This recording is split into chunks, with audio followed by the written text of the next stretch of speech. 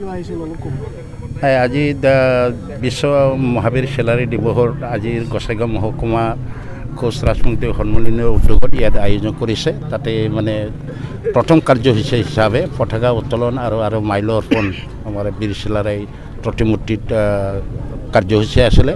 এই কাৰ্যসূচীত মই আজি অংশগ্ৰহণ কৰিব আহিছোঁ আৰু তেখেতসকলৰ কাৰ্যসূচী অহাকালিও আছে বুলি মই গম পাম। কাৰ্যসূচী হিচাপে সুন্দৰভাৱে ইয়াত যিটো কাৰ্যসূচী আছিলে সম্পূৰ্ণ হ'ল। মই নিজেও আছিলোঁ আৰু মই আশা কৰোঁ এই দিৱস অকল ইয়াতেই নহয়, গোটেই অসমতে গোটেই বিশ্বতে বিশ্ব মহাবীৰ চেলাৰী দিৱস সেইটো পালন কৰি আছে। তেখেতসকলে নিশ্চয় সুকলমে সেইটো পালন কৰিবলৈ সক্ষম হ'ব। নাই, আমাৰ এতিয়াও হোৱা নাই। আমাৰ 28 তাৰিখলৈকে যিসকলে মানে প্ৰাৰ্থী হ'ব বিচাৰে, অহা কাইলৈকে 28 তাৰিখ সেইটো শেষ দিন, তেখেতসকলে আবেদন কৰিব লাগিব। তাৰপিছত এক সপ্তাহৰ ভিতৰত প্ৰাৰ্থী কোনে হ'ব সেইটো ঘোষণা কৰা হ'ব। আজিলৈকে এতিয়াও প্ৰাৰ্থী আমাৰ বিপিএফ তৰফৰ পৰা ঘোষণা কৰা হোৱা নাই। আজি 27 ফেব্ৰুৱাৰী তাৰিখত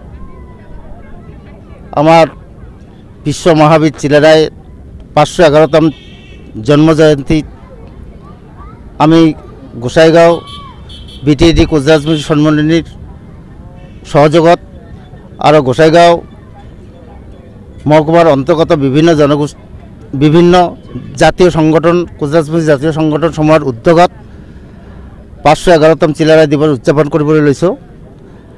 আজি আমি সঁচাকৈ আনন্দিত।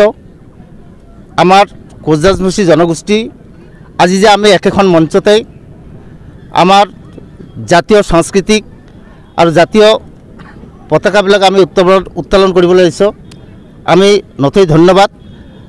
এইখন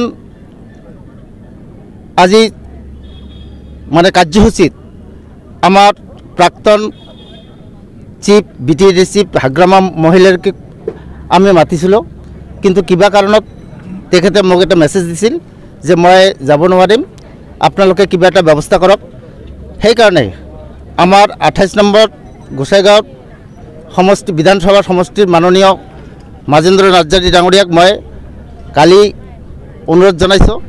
সেই উপলক্ষে মাজেন্দ্ৰ নাৰ্জাৰী ডাঙৰীয়াই আজি আমাৰ মাজত আহি কোচ ৰাজবংশী জনগোষ্ঠীটোক যি উৎসাহিত কৰিলে আৰু কোচ ৰাজবংশী জনগোষ্ঠীৰ যিটো বীৰত্ব মহাপুৰুষ বিশ্ব মহাবীৰ চিলাৰায় তেওঁক মাল্য অৰ্পণ কৰাত আমি নথৈ ধন্যবাদ হৈছোঁ।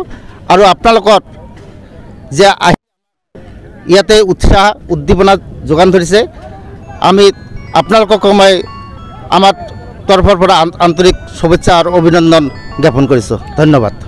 আমি এইটো প্ৰগ্ৰাম দুদিনীয়া কাৰ্যসূচী লৈছোঁ। আজি 27 ফেব্ৰুৱাৰী আৰু অহাকালি 28 ফেব্ৰুৱাৰীত আমাৰ সদৌ BTD কোচ ৰাজবংশী সন্মিলনীৰ অধিৱেশন আছে ৰাতিপুৱা 10টাৰ পৰা, আৰু আবেলি 2টা মানত আমি মুকলি সভাৰ আয়োজন কৰিছিলোঁ। আৰু এইখিনিতে আমি এতিয়া আমাৰ গোসাইগাঁও জিলা BTD সন্মিলনীৰ দ্বিবাৰ্ষিক অধিৱেশন আছে, আমি দ্বিবাৰ্ষিক অধিৱেশন কৰিবলৈ ল'ম।